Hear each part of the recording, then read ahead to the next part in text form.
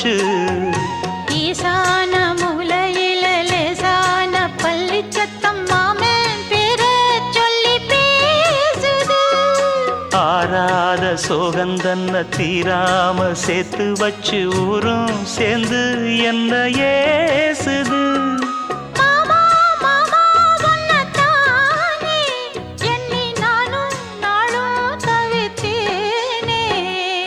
கூண்டுக்குள்ள என்ன வச்சு கூடி நின்ன ஊரை விட்டு கூண்டுக்குள்ள போனதென்ன கோலக்கிளியே.